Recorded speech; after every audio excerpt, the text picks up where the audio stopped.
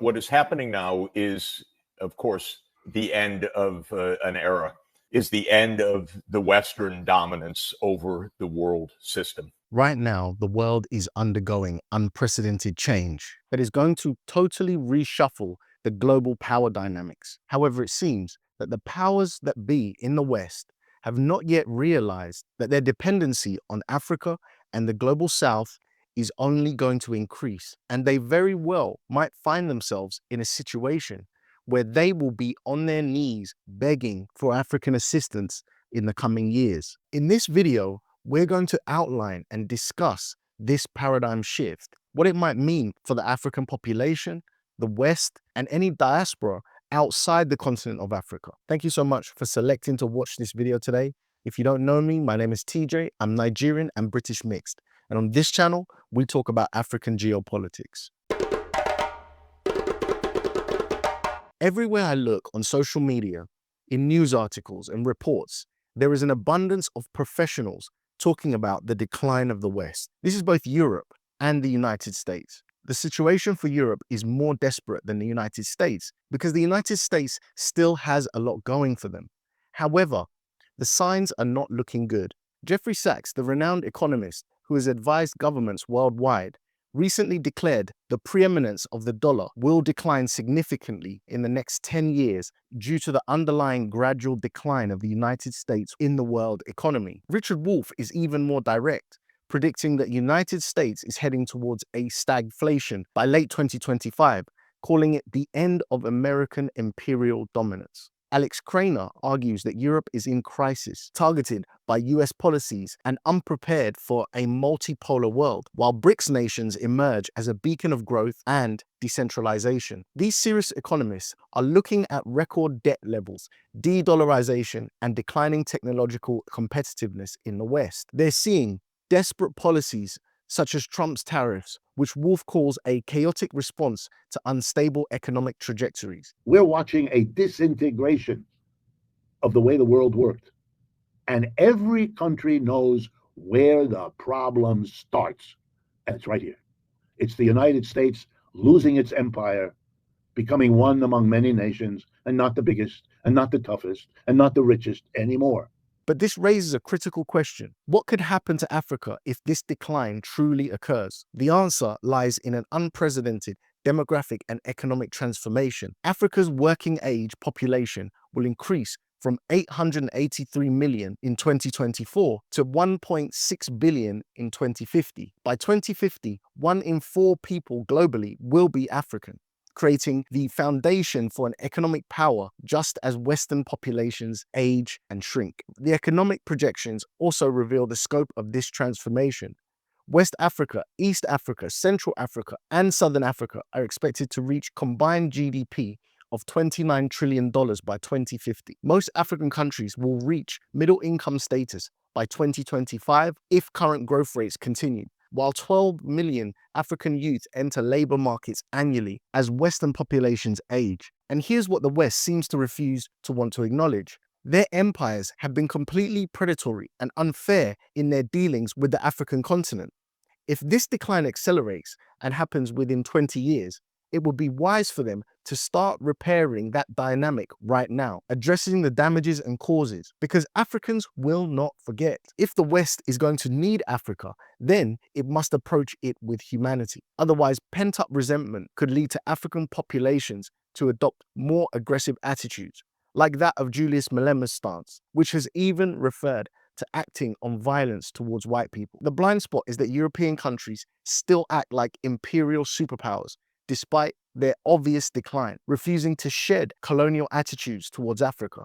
Europe's domestic policies make this worse. They've decimated their farming communities over the last 15 years, making it difficult to be profitable whilst farming, with regulations and climate policies that penalize productive agriculture. People should be very, very concerned about this systematic destruction of agricultural production that we see in Croatia, in Britain, in Holland, in Germany, in Canada. You know, non-stop pressure on the farmers to suffocate them, to pay them money not to produce food, to encourage them to give up farming, to sell their land. Dutch farmers, for example, have protested about being unable to practice profitable farming under climate restrictions for years. The UK's inheritance tax on farms is now the latest blow. This forces greater reliance on food imports from Africa and the global south, removing their leverage and making them desperately dependent on Africa. The danger is that the declining powers might double down on militarization and neo-colonial practices through force rather than adopting better domestic and foreign policies, building relationships and giving Africa the respect it deserves. But the real game changer isn't the numbers, it's the strategic positioning. 3 African nations are now full BRICS members, with Nigeria, Uganda, and Algeria as partners.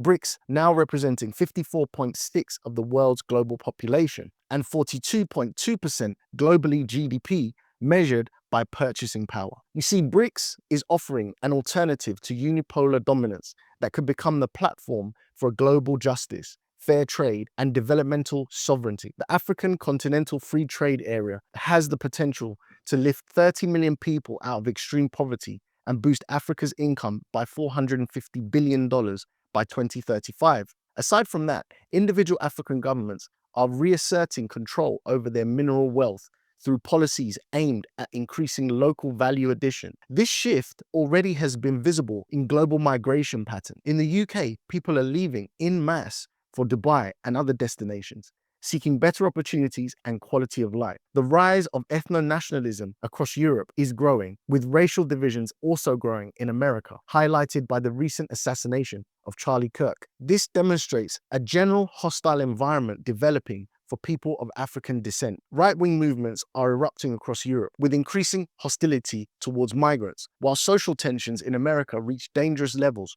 with the potential of something like civil war. Meanwhile, countries like Benin, Ghana, Guinea-Bissau are actively granting citizenship to people of African descent worldwide. The African Union's Agenda 2063 states that diaspora return, with its infusion of talent, energy, and finances, would play a crucial role in reaching continental development targets. I myself am one of these people, having completely changed my life by moving back to Africa after spending most of my life in the United Kingdom, reducing my costs of living, launching this YouTube channel, and pursuing entrepreneurial opportunities that have transformed my wealth earning trajectory. For diaspora with ethnic or ancestral roots in Africa, the continent may very well become the ideal place to set up life for children and the next generation, rather than exposing them to the ethnic divisions and increasingly dangerous environments the West is now growing into. African cities are transforming rapidly. 15 of the 20 fastest growing cities worldwide are African, with Kinshasa, Lagos, and Dar es Salaam becoming megacities by 2030. The urban middle class constitutes 35 to 40% of populations in key African cities, with cities like Pretoria, Cape Town, and Johannesburg already ranking high in purchasing power. Meanwhile, Western countries restrict African visa access with disproportionality, high rejection rates.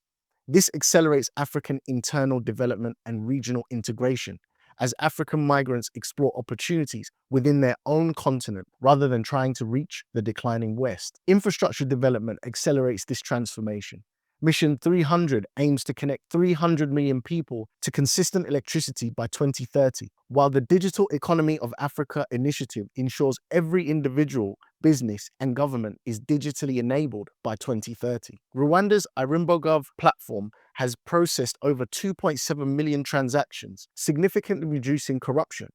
And this brings us to the skeptic's question: how can Africa overcome corruption and create trust-based systems for sustained prosperity? Well, Rwanda's transformation from subsistence agriculture to a knowledge-based society through digitized government services proves it is possible.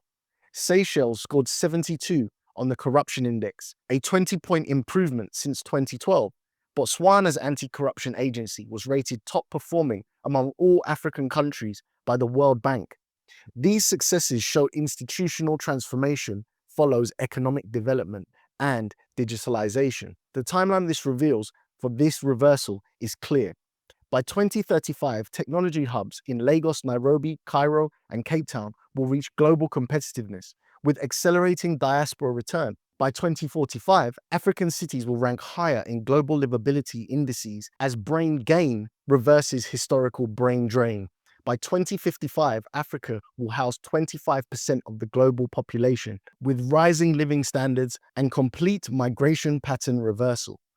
The West's decline isn't just about economics, it's about relevance. When Africa controls the world's largest workforce, most abundant natural resources, and fastest growing markets, Western approval becomes optional. African leaders will negotiate from strength, not from desperation. The days of structural adjustment programs are ending. This isn't wishful thinking, it's mathematical inevitability. Demographics drive economics, and economics drive geopolitics. Africa has 12 million young people entering the workforce annually, while Western populations age. The signs of Western desperation are visible in their restrictive visa policies, panic about BRICS expansion, and desperate attempts to maintain dollar dominance. The West will discover that the countries they dismissed as backward have become engines of global growth.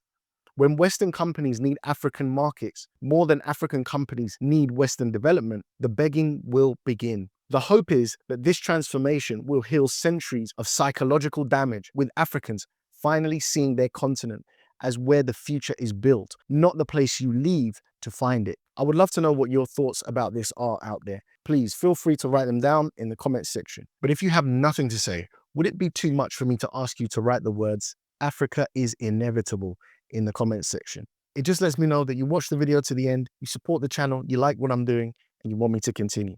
Thank you so much for watching today, and I'll catch you in the next one. Peace.